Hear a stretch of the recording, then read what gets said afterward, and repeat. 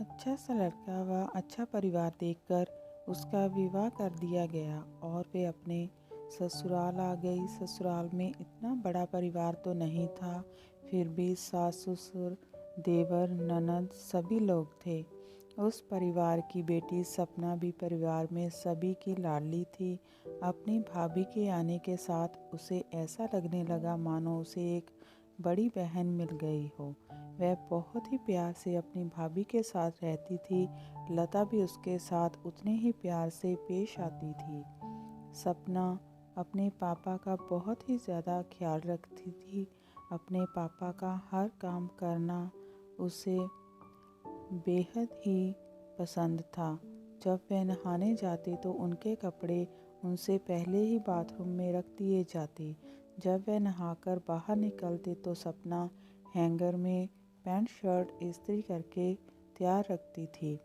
पापा के ऑफिस से आते ही वह गर्मा गर्म चाय की प्याली उनके हाथों में थमा देती। सपना रात का भोजन रोज़ अपने पापा के साथ एक ही थाली में करती थी। सपना भी अब तक विवाह योग्य हो चुकी थी और कुछ ही दिनों में उसका रिश्ता भी तय हो गया। अब सपना डोली में बैठकर विदा हो जाएगी, ये सोचकर रामचंद्र की आंखों में गम के ऐसे बादल छा गए कि वह चाहकर भी उन्हें बरसने से रोक नहीं पाते थे।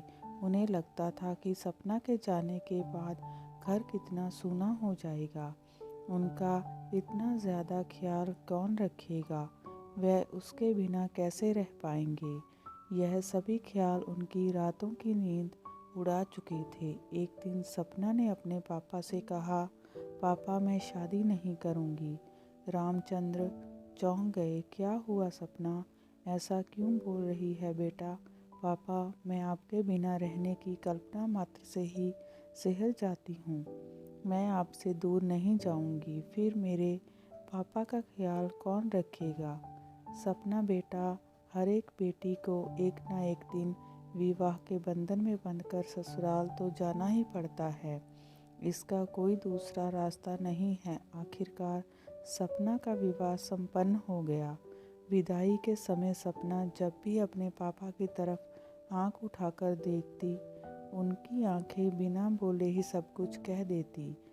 एक दूसरे के दिल की धड़कनों को पहचानने वाले पिता और बेटी एक दूसरे के मन में उठे हुए तूफान को महसूस कर रहे थे।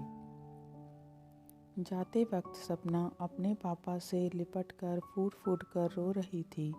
रामचंद्र भी अपने आंसुओं को रोक ना पाए और सपना अपने पति के साथ ससुराल के लिए विदा हो गई। घर शांत और सूना हो गया। पूरी रात बीत गई। दूसरे दिन सुबह रामचंद्र जब नहाने गए तो उनके कपड़े हर रोज़ की तरह ही उन्हें बाथरूम में अंदर मिले। वह हैरान थे। नहाकर जब वह बाहर निकले तब पैंट शर्ट का जोड़ा इस्त्री किया हुआ हैंगर पर लटका उनका इंतज़ार कर रहा था। जब शाम को वह वापस लौटे तब उनकी बहू लता सपना की तरह ही चाय का प्याला पानी के गिलास के साथ लेकर आई। लता की तरफ देखकर रामचंद्र को उसमें अपनी बेटी सपना का रूप दिखाई देने लगा। उन्हें ऐसा महसूस हो रहा था मानो उनके समक्ष सपना ही खड़ी है। रामचंद्र की आंखों में उस वक्त खुशी के आंसू छलकाए। उनकी पत्नी नंदा भी यह दृश्य देखकर फूली नहीं समा रही थी। अपनी बहू पर उसे भी नाज हो रहा था। उसने अपने पति से कहा, एक बेटी गई लेकिन दूसरी हमारे पास हमेशा के लिए आ गई है। रात में भोजन का समय हो गया। सभी लोग भोजन करने बैठ गए। तब लता को आवाज़ आई, लता बेटा आ जाओ, हम दोनों एक साथ एक ही थाली में खाना खाएंगे।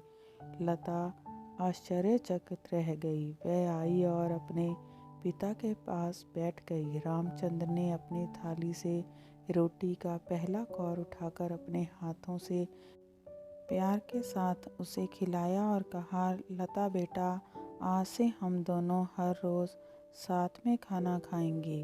मैं नहीं जानता था कि मेरी एक बेटी विदा हो गई, लेकिन दूसरी बेटी तो मेरे पास है। लता ने खुश होकर कहा, हाँ पापा, हम दोनों अब से रोज़ साथ में खाना खाएंगे। इतना कहकर लता सोच रही थी, कौन कहता है बेटी विदा होकर ससुराल जाती है। मुझे तो ऐसा लगता है बेटी एक मायके से विदा होकर दूसरे मायके ही जाती है, जहाँ बहन भाई माता पिता उसे और मिल जाते हैं। कुछ दिनों के बाद सपना पग फेरे के लिए वापस आई। शाम का वक्त था। वह अपनी ससुराल की बातें सबको बता रही थी। तभी उसके पापा आए और उनके आते ही सपना ने देखा उसी की तरह लता चाय का प्याला और पानी का गिलास लेकर आ गई और पापा ने प्यार से लता के हाथ से चाय ले ली। सपना देखकर मन ही मन खुश हो रही थी। रात के भोजन के समय वह अपने पापा के पास आकर बैठ गई। तभी उसके पापा ने आवाज़ लगाई, लता बेटा आ जाओ।